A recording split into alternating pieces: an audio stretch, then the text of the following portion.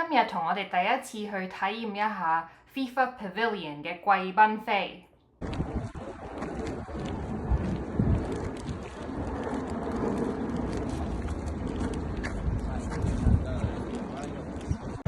行咗好耐之後，終於嚟到呢個 Gate 1，我哋嘅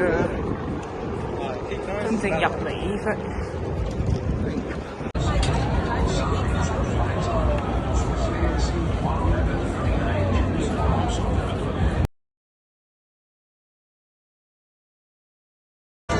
終於過咗境 ，scan 咗個 code， 跟住入到嚟呢度啦。哇！咁早而家先至提早3個鐘到，都已經咁多人，好震撼啊！即係由頭先最忙嗰忽，又要行翻去另外嗰邊揾我真正個 hospitality area， 唔知喺邊。我唔知發生咩事啦，由最嘈嗰度行翻出嚟。呢度紅色，呢度先至係我嘅地方。呢度靜默好多。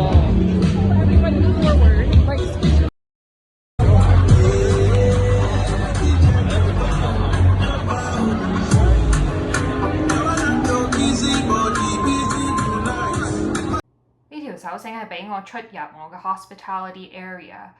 手繩上邊有一個 number 係派你去你自己嗰個 tent 嗰度入邊嘅。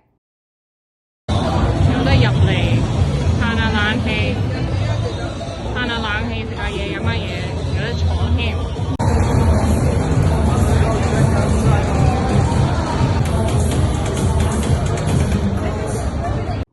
match 之前同之後都有任食任飲，仲有酒精飲品嘅。地下一路有人行咧，好似地震咁樣，你見唔見我啲衫震下震下？有人行過就會咁噶啦，個地下唔穩陣。我嗰日就有呢啲嘅前菜啦，跟住仲有呢個 burger 咧，個汁都好正嘅，仲有啲甜品。佢會俾你呢張卡，咁到你睇完波之後，你就可以去攞你嘅禮物啦。咁每日都有啲唔同嘅。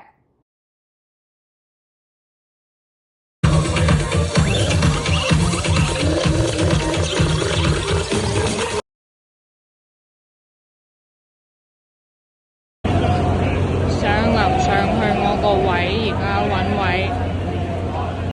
FIFA Pavilion 嘅飛係有優先座位，睇下呢個位幾正，好近㗎。New York, New Jersey, you can be anywhere, but you're here at the FIFA World Cup 2026. Let me hear you make some noise!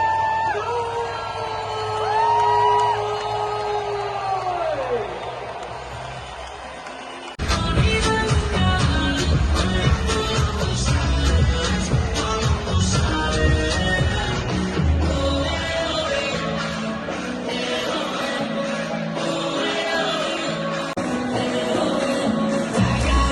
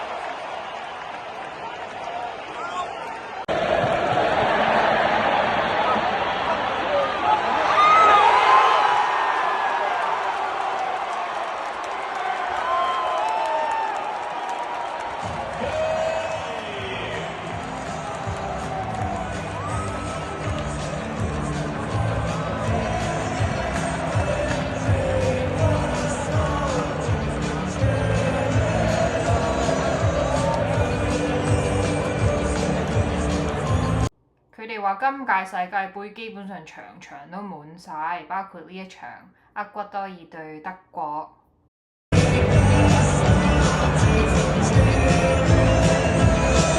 Germany goes, scored by number 19, Leroy Sané.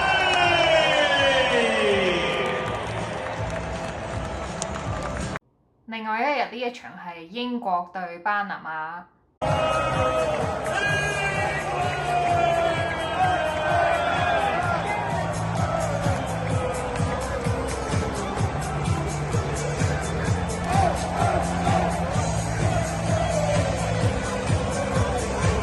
你睇下 New Jersey 間餐廳幾有足球氣氛。